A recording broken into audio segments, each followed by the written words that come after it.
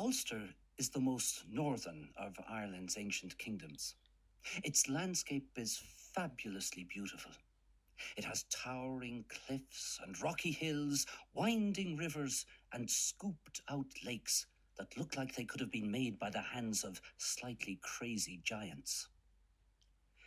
There are many tombs here, 5,000 years old, made of enormous boulders that could not possibly be lifted by one man or even a whole family of ordinary men.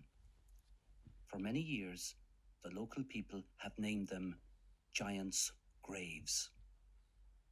Stories are told of one great Irish giant, Finn MacCool, whose most fearsome enemies were the Scottish giants. Finn was so angry and determined to get at them that he built a whole causeway from Ulster across the sea to Scotland. He built it of unusual six-sided cobblestones, so they would fit neatly together like a honeycomb, and they made a very pretty pavement indeed. One day, he shouted a challenge to the Scottish giant Benandonner, the Red Man, to cross the causeway and fight him. But as soon as he saw the Scot getting closer and closer on the causeway, he realized Benandonner was much, much bigger than he had imagined. Finn skedaddled back home to the fort of Allen in County Kildare and told his wife he'd picked a fight, but had thought better of it now. Finn heard the stamping feet of Benandonner from Kilcock, and when those feet got to Robertstown, Finn had to stuff 5 pounds of moss into each ear. Red Man's spear was as tall and thick as a round tower, and he used it to knock on the door of the fort of Allen. Finn would not answer the door, so his wife shoved him in the great bath with a couple of sheets over him. Finn's wife, Una, thought quickly. She opened the door to Benandonner, saying, "Sure, 'tis a pity, but Finn is away hunting deer in County Kerry. Would you like to come in anyway and wait? I'll show you into the great hall to sit down after your journey." Una invited Red Man to look around the room and showed him what she said were some of Finn's possessions. "Would you like to put your spear down just there next to Finn's?" It was a huge fir tree with a pointed stone at the top. "Over there is Finn's shield."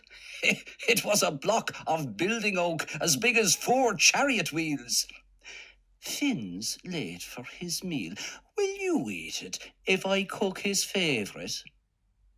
Una cooked a cake of griddle bread, baked with the iron griddle pressed inside it. Red Man bit it hungrily and broke 3 front teeth. The meat was a strip of hard fat nailed to a block of red timber. 2 back teeth cracked. He was given a 5-gallon bucket of honey beer to drink. "Would you like to say hello to the baby?" "Wait, I'll have to feed her first." Una threw a loaf of bread to the huge baby in the bath cradle, and, peeping out from a huge sheet-like dress and bonnet, was Finn MacCool himself, contentedly sucking his thumb. Benandonner said he wasn't much good with babies. The honey beer made him feel woozy, and he asked to go outside to clear his head. Una showed Red Man out, where the gardens were scattered about with boulders as tall as the giant. "Finn and his friends play catch with these rocks. Finn practices by throwing one over the fort, then running round to catch it before it falls."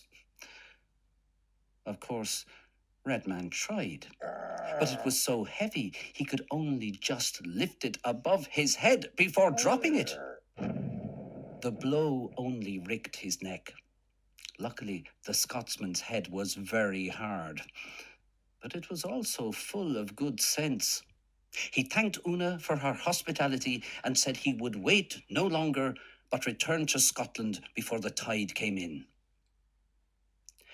Finn leapt from the cradle, thanked Una for her shrewdness, and chased Benandonner out of Ireland. Passing Portadown, County Antrim, Finn scooped a huge clod of earth out of the ground to fling at the retreating Scot. The hole filled up with water and became the biggest loch in Ireland, Loch Ness. The clod he flung missed its target and landed in the middle of the Irish Sea. It became the Isle of Man. And both giants tore up the Giant's Causeway, just leaving the ragged ends of the two shores. And if you go to the north coast of Ulster, or to Staffa, the nearest isle of Scotland, you may visit them today. The ends of the beautiful Causeway, that is, not the giants. Those giants are long since in their graves.